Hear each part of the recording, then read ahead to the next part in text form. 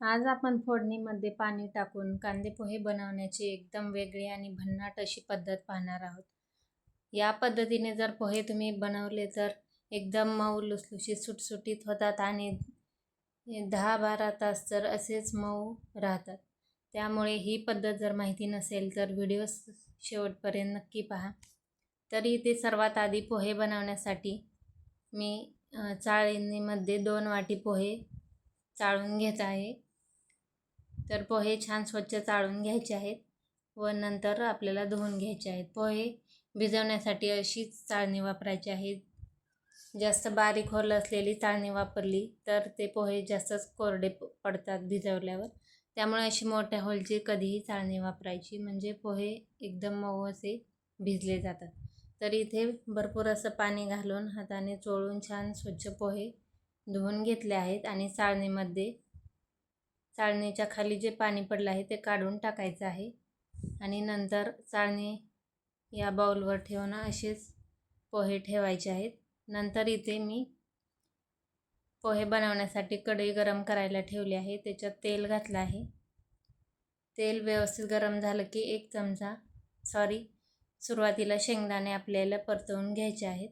शेंगदाणे छान खरपूस परतल्यानंतर प्लेटमध्ये काढून घ्यायचे आहेत.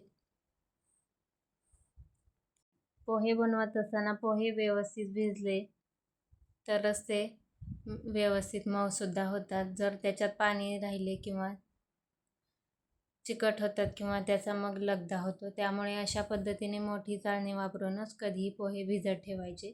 नंतर इथे फोडणीमध्ये जिरे, मोहरी आणि कांदा घातला आहे. कढीपत्ता घातला आहे. पोह्यामध्ये कांदा जर जास्त असेल तरच ते खायला सुद्धा छान लागतात. नंतर हिरवी मिरची घातली आहे. आपण जर 2 वाटी पोहे घेतले असते तर 1 वाटी बारीक चिरलेला कांदा कधीही पोह्यामध्ये घालायचा, म्हणजे ते बरोबर कांद्याचं प्रमाण होतं. तर इथे 1 मिनिटभर कांदा छान परतवून घेतला आहे.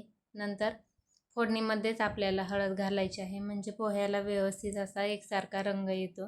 जर आपण पोह्यावरती हळद घातली तर ते पोह्यांना नीट व्यवस्थित लागत नाही. कुठे कुठे पांढरे पोहे तसेच राहतात. त्यामुळे फोडणीतच आपल्याला हळद घालायची आहे. नंतर फोडणीतच चवीपुरतं मीठ आणि 1 चमचा साखर घालायची आहे. साखर घातल्यामुळे पोहे एकदम मऊ होतात, कडक होत नाहीत. एक छान हे परतवून घेतलं आहे आणि आता या स्टेजला आपल्याला फक्त 3 चमचे एवढं पाणी घालायचं आहे.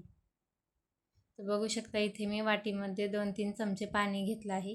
ते या फोडणीमध्ये घालायचं आहे आणि व्यवस्थित मिक्स करून घ्यायचं आहे. असं या पद्धतीने पाणी घातल्यामुळे पोहे दिवसभर एकदम मऊ लुसलुशीत राहतात, कडक होत नाहीत. तर बघू शकता पाणी थोडंसं आटलं आहे. आता या स्टेजला आपल्याला पोहे घालायचे आहेत. तर बघू शकता पोहेसुद्धा आपले छान मऊ असे भिजले आहेत. ते याच्यामध्ये घालून छान याला मिक्स करून घ्यायचं आहे. नंतर इथे बारीक चिरलेले कोथिंबीर आणि तळलेले शेंगदाणे घालायचे आहेत. तुम्ही इथे बघू शकता पोहे अजिबात चिकट चिवट झालेले नाहीत, एकदम सुटसुटीत असे झालेले आहेत आणि पोह्यांना रंगसुद्धा हळदीचा एकसारखा आलेला आहे. आता 1 मिनिटभरासाठी याच्यावर ताट झाकून ठेवायचं आहे. एक वाफ काढून घ्यायची आहे. नंतर याच्यात तळलेले शेंगदाणे आणि बारीक चिरलेली कोथिंबीर भरपूर अशी घालायची आहे. तर तुम्ही याआधी असे पाणी टाकून पोहे कधी बनवले होते का? नक्की कमेंट्स करून कळवा आणि अशा पद्धतीने एकदा तुम्ही सुद्धा नक्की ट्राय करून पहा. दिवसभर हे पोहे एकदम मऊ राहतात. मुलांना टिफिनमध्ये सुद्धा तुम्ही असे मऊ पोहे देऊ शकता. इथे शेवटी लिंबाचा रस पिळून घेतलेला आहे आणि एकदा छान व्यवस्थित मिक्स करून घेतले आहे. इथे प्लेटमध्ये मी पोहे काढून घेत आहे. बघू शकता एकदम मऊसूत आणि पोहे दिसायला सुद्धा किती छान झाले आहेत. तर इथे पोहे मी प्लेटमध्ये काढून घेतले आहे. वरून मी बारीक शेव घालत आहे किंवा तुम्ही सुक्या खोबऱ्याचा कीसुद्धा घालू शकता.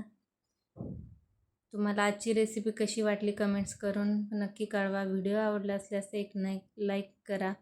व्हिडिओ जास्तीत जास्त शेअर करा आणि चॅनलला सबस्क्राईब करा. भेटूया अशाच एका नवीन व्हिडिओसोबत. धन्यवाद.